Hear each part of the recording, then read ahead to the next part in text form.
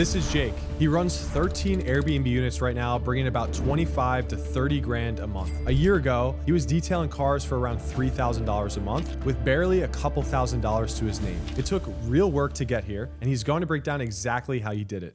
So what's going on, Jake? How you doing, man? Talk to us. Doing well, man. Just staying busy. How about you? Doing well, man. I appreciate you coming on. I kind of want to just jump into a couple things with you. So talk to me, dude. Take me back before any of this. A little bit on like what your life was like, what you were doing, and a little bit of where you are today. Yeah, so right before I dove into Airbnb Arbitrage, I was operating my own mobile detailing business. Was doing that for a very short time. So right before that, I was actually working in a restaurant as an assistant manager, consistently 60 plus hours a week. And then, like I said, moved into the mobile detailing business before I found Arbitrage. Nice, nice. And I guess in the first place, like, how'd you find Airbnb arbitrage to begin with? Yeah, so I actually stumbled upon Airbnb Arbitrage quite a few years ago, back in probably like 2022, maybe 2023. Wasn't as popular as it is nowadays, but I was seeing it on Instagram a lot with all those other different, courses and different businesses you can start with little to no capital. Yeah, yeah. I remember too. We spoke upon like some other programs that you saw before. So before you found us, what else have you tried on your own, and what happened? It doesn't necessarily have to be directly correlated to Airbnb, but I know obviously you had a detailing business. So before you really found us, started working with us, what businesses did you try, and what exactly happened? Yeah, so I actually tried quite a few. Very common theme nowadays. A lot of young guys try out all different businesses online. So tried my hand, ever since early days of high school. I tried my hand in sneaker reselling. Didn't make anything significant from it, but I was doing that. I tried some crypto trading, stock options. Never landed me anywhere good. Was always losing money on those businesses. And then, like I said, the mobile detailing. But nothing really clicked for me until arbitrage. Mm, yeah. Okay. And for you, Jake, like what actually made you decide to get help with this instead of just trying to figure out yourself? And again, I know we touched on before you started working with us that you like joined another program. It was like information based. You learned a little bit how it was actually going to get you going. And then you started to work with us. So talk to me a little bit, what decided in your brain on like, hey, you know what? I'm just going to go straight to cutting the chase, getting help. And instead of you trying to figure this out on your own. That's a great question. So before, as you mentioned, the past program I had joined. So before even that, I fought with myself in my head a lot, between like that mindset of getting a mentorship or like, oh, I can figure this out on my own. I don't need somebody else's help. And like you had touched on, I purchased another program. We won't say any names, but I purchased another program, and it was very much so, like you said, just very information based, and basic information with no guidance, like setting up an LLC, Mm, maybe a little bit about pitching to land deals, but there was really no guidance there. And then I got a bad taste in my mouth. I was like, maybe I don't need a mentorship. Maybe I can sure. figure it out on my own. And I tried looking into it, but like I said, I fought with myself a lot on if I needed a mentor or if I could figure it out myself. And the way I kind of look at it is like not necessarily a cheat code. There's still a lot of work that goes into, I mean, anything when you pick up a mentorship or a coaching, for any kind of business or really any aspect of life. But the one thing that I saw it is like, yeah, I could figure it out on my own, but I could also find someone that's done it and just follow their path and probably get me there in maybe half the time or less. Mm, yeah, yeah, for sure.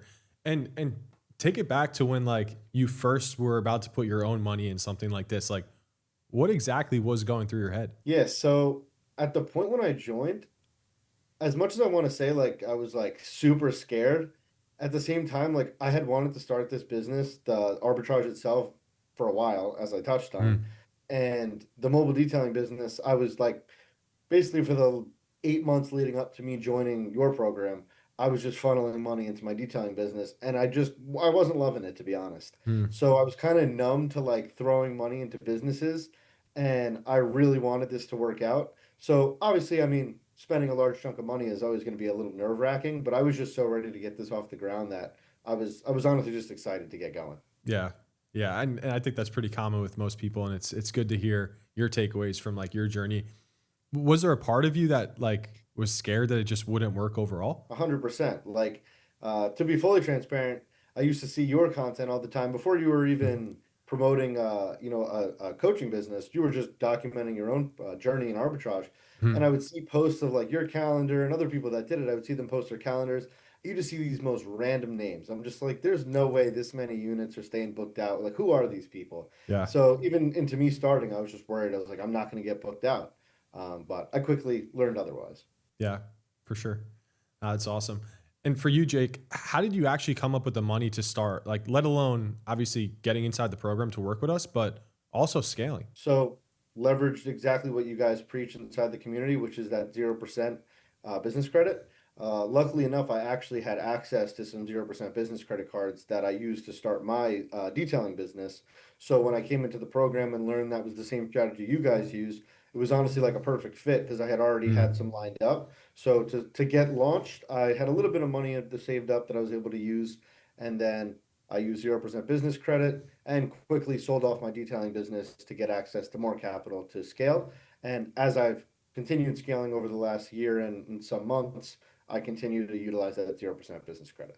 Yeah. So you didn't have all of the money available. Like you ended up scraping things up together, like with the mobile detailing equipment that you sold, but then mainly leveraging like 0% interest business credit. 1,000%. Yeah. Well, I learned some neat strategies from you guys where you can kind of find things that people really have no idea about, where you can get access to 0% credit. You can get access to extending those limits, getting new cards, finding new Hmm. ways to unlock more 0% credit. So, yeah, 100% 0% credit. Yeah, it's awesome. Jake, take me back to like your first booking, like with your first property. Where were you and how did it feel? I was remembered perfectly. I was sitting at the same desk I'm sitting at right now. About 2 days after I launched my first property down in Alabama, I came home. Like I said, it had been 2 days, so I was eager to get that booking in, and then got a notification on my Apple Watch, and I went straight to my laptop and saw like the blue line through the calendar of the booking, and I was pretty hyped. I'm not gonna lie. Yeah, you were pumped. Oh yeah. Nice. Once everything really started taking off, right? What was the thing that you really noticed that was honestly working for you? I would say the biggest thing that worked for me is not trying anything fancy, like Mm, really sticking to what I was being taught inside the program, as well as building relationships. yeah, it's good. And were you ever worried like a landlord would just reject you? Oh, 1,000%. I actually toured a few properties live that you guys had sourced for me. I went and toured them myself and tried to do a little in-person pitch. Mm, And the whole time I'm like, trying to present it as if I really know what I'm doing. But of course it was new to me. So yeah, I was very, very skeptical on actually getting a yes because I got a lot of no's at first. yeah, I was gonna say. So like, what happened when you first started pitching? You first started getting, I mean, your feet wet and like actually putting yourselves in front of these landlords, apartment complexes. Like, was it no, no, no at first, and then boom, like a yes? Like, walk me through what that looked like. Yeah, so most of my phone calls were just straight no and just hung the phone up, not interested. The ones that I was able to get a little bit further down the line was more so just pitching that I was interested in their property and Mm, going in person and then kind of walking them through the pitch, getting them a little more comfortable, letting them meet me and seeing like who I actually was rather than just trying to land a deal on the phone. mm. And where that landed me actually was finding my own first two deals. But I was not, well equipped with the knowledge I am now that I learned from you guys, and those deals really, frankly, did not work out because I just didn't have the knowledge to vet those properties correctly at the time. Sure, sure. Did you ever have like the myths out there or the whole it's too late, it's too saturated mindset ever get to your head? 1,000%. I wouldn't say I ever really let it get to my head because, I mean, in my opinion, saturation, depending on what you're selling or what service you're offering, saturation's a decent thing to have because it means there's demand for that product or service. But I totally, for a time, was like, maybe this market's too saturated or just this business as a whole, or, you see online all the time like Airbnb is dying, but I think Mhm. it's far from that at this point. Yeah, for sure. Okay, cool. And were you at like any low points in your whole journey? Like, was there any part as you're growing, scaling the portfolio where it's like, damn, like I don't know if this is gonna work, or I don't know how I'm gonna actually get this across the line. Like, were there any of those low points at the start, especially of your journey and starting this business? Yeah, I would say the lowest point I probably had since starting, which, in a blessed way is really not that low of a point to have, but was coming into my first slow seasons, which you guys really had talked that to me before I got into that slow season. Like it's just something you kind of have to fall into to learn your pricing essentially. So I'd say my lowest point was just coming through my first slow season, not really knowing what to expect, with electricity bills skyrocketing with heat, and really not getting the profit goals that I thought I would hit. But I quickly came to realize that as time goes on, when time averages out throughout the year, you do end up, profiting in those higher months that make up for those lower months. Yeah, yeah, for sure. All right, Jake, I want to talk about like your pure numbers. I want you to just go ahead and pull the dashboard up and go ahead and show us what your best month has looked like since you started this business. Are you able to see my screen? Yeah. Awesome. Yeah. So my best month was back last October. So this appears to be, the peak of the high season out in my market. As you can see, those months before, kind of Mhm. like a steps up. And this is because I was scaling on my way up from that first month in March, picking up about 1 to 2 units each month. Mhm. And then there's this huge spike here in October, had 8 units at the time. Revenue was right there at 25,629. Nice. And that profited me right under 12K. So this was by far my best month, especially being at only 8 properties at the time. Mhm. And then you can see, as it goes forward, goes up and down and dips. And this kind of touches on the seasonality factor of this business, where we have, slower months throughout the winter. For me, that's when it's slower. But just because it's slower doesn't mean that we don't have strategies we can use to capitalize. Mhm. So what we do is, drop my rates a bit, and I'm able to stay booked out and have high occupancy, maybe at lower rates, but it keeps money coming in. And then, you're not coming out of pocket for rent, everything's covered. And then Mhm. in those higher seasons starts to pick up and makes up for those lower months. So you Nice, can see nice. here, back in May, last month did right under 27,000. That is with 13 properties, which profited me right around 10,000. Mhm. And you can see here for this month, only but less than a week in, and we're already at Wow. 13,400. So definitely super excited to see what next high season brings, as we are in a bit of a lower season right now. Yeah, that's awesome. Good stuff. With all that being said, dude, like beyond the money, what changed for you? So I'd say beyond the money, what really changed for me is just being able to own my time. And I know Mhm. people hear that all the time, especially on social media, like be your own boss, own your own schedule. And it's also very true. You hear from a lot of high level entrepreneurs that once they started their own business, they're working 10 times more than they were when they just had a W-2 job, which is definitely the case. And, I didn't get into my own business to not have to work. I do love to work, but just being able to control your own schedule, like, I'm a Mhm. big gym guy. I can go in the middle of the day. I can go, whenever I want to go. If I'm sitting at the computer all day, I want to break it up. I can, Mhm. basically go do whatever I want. And then I can come back and get back to work. So Mhm. controlling my time has been the biggest thing, and it's just such a blessing. Yeah, it's awesome, dude.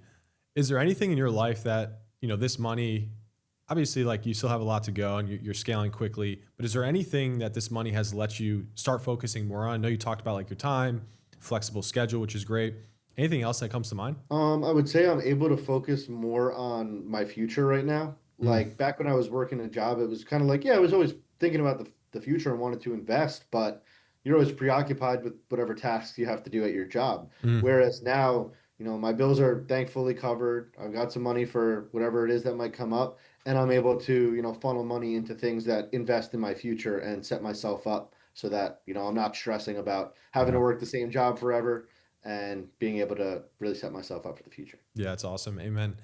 What's the number you're chasing right now with Airbnb? Like, talk to me a little about your future goals and the specific number, because I know you got some stuff in your head that like you're pinpointing right now on your bulletin board or your dry erase marker or dry erase board that you want to go ahead and chase. So, talk to me like, what's this number you're chasing now with Airbnb? Yeah, so I'd say the number I'm chasing, it first started to be, a money thing, like a certain Hmm. amount of money per month. But what I'm really chasing now is a specific amount of units. I really want to get to 30. Hmm. My goal is to scale to 15 in my current market and then move to another market and get 15 in that market. And I think just having 30 would, on top of just being a cool number to have, it would just set me Hmm. up to be, as much as comfort kills things, to be comfortable and know that I have money coming in to just, cover everything and set myself up Yeah, for the future. nice, dude. And specifically, like, what's the difference between this and everything else that you've tried? I'd say the biggest difference is that, I've come to learn since starting this business that I'm more of an operator than, a hands-on worker. Hmm. And that's what I find the most joy in. And I always wanted to have my own business. And I quickly learned with the mobile detailing that, yeah, you're running a business, you're operating a business, you have to worry about finances, Hmm. supplies. really everything. But on top of that, you then have to go fulfilling the jobs and, be cleaning the cars. Yeah. Where to me, that wasn't generating any money. I like to solve problems within the business that will, increase the revenue and the cash flow. Hmm. And trying to get a stain out of a seat was not doing that for me. Where here, I'm able to really focus on the daily operations. Hmm. Well, I don't have to be hands-on, setting up properties, cleaning my properties. I can focus on the back end operations while those other things are handled for me. Yeah, that's powerful. The question I have for you now is like, if someone's watching this right now, right, and they're stuck where you were, and this can also be on like the corporate side of things, like as an employee, trading time for money, or also as a business owner, like where you were with mobile detailing, what advice would you give them? Biggest piece of advice I would give to anybody that wants to start any business is just to do it. Like there's no waiting for the right time is never going to come. There's never a better time than to just start the business. And I know that's very cliche, but the more you think about it, the more you're going to talk yourself out of it. And the only way to really learn and succeed is to fall on your face and keep pushing forward. Yeah. Yeah, that's awesome advice.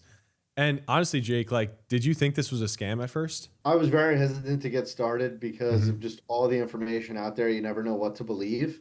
And a lot of people around me were saying like, "Oh, it's just another online course. Like, Hmm. it's not gonna work. It's gonna get scammed, or it's too saturated," like you had said. Hmm. So I was definitely a bit worried, but once I really saw how everybody else in the community was doing, and it started to work out for me pretty much instantly, it quickly changed my mind. Yeah.